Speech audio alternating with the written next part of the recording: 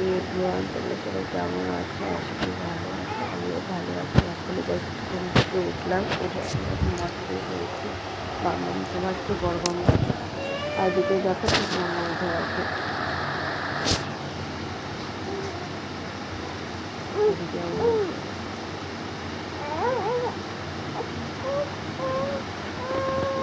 উঠে আছে, আমি উঠে গেছি। তো আশা করি সারাদিকে কী করে না করে তোমাদের সাথে সবটাই শেয়ার করবো। তোমরা দেখতে থাকো, ভালো লাগবে।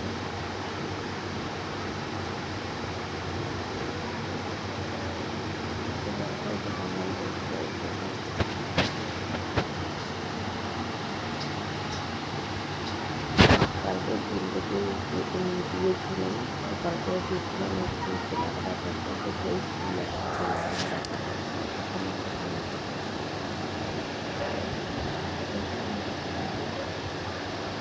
সকালে খাবার জন্য রুটি বানিয়েছি, আর ওইদিকে হচ্ছে আলু দিয়ে তরকারি।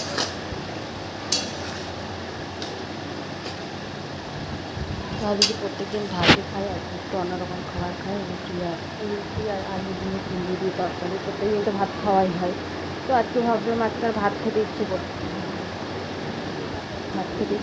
না, তাই ভাবলাম আজকে রুটি আর আলু দিয়ে কুমড়ো দিয়ে তরকারিটা বানিয়ে খাই।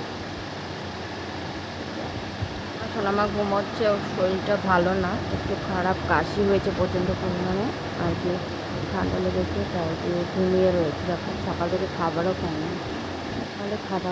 শরীরটা খারাপের জন্য চলে আসছে রাত্রে।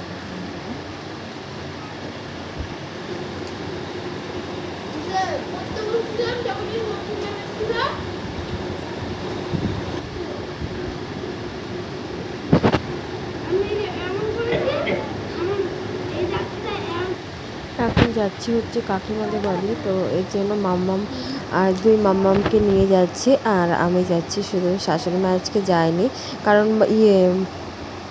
দেওরের ছেলের জন্য একটা জামা কিনেছিলাম, তোমাদের তো দেখিয়েছি, তো সেই জামাটাই দিতে যাব, তাই জন্যই যাচ্ছিলাম। আর হচ্ছে পয়লা বৈশাখ তো আর 2 দিন বাকি আছে, তো তার জন্য ভাবলাম আজকেই দিয়ে আসি। দেখো আমরা চলে এসেছি, আসার পরে দেখো যে সব মানে ভাই বোনেরা একসাথে হয়েছে, আর সবাই খেলা করছে, দুষ্টুমি করছে, ভাইয়ের সাথে খেলা করছে। অনেক দিন পরে আসলো, প্রায় 1-1.5 মাস পরে এসছে।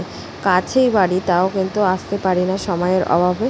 আর যেহেতু মাম্মাম দেখো এদিকে ঘোড়ায় উঠে কতটা আনন্দ পাচ্ছে। ভিডিওটি ভালো লাগলে অবশ্যই লাইক, কমেন্ট, শেয়ার, সাবস্ক্রাইব করে দেবে।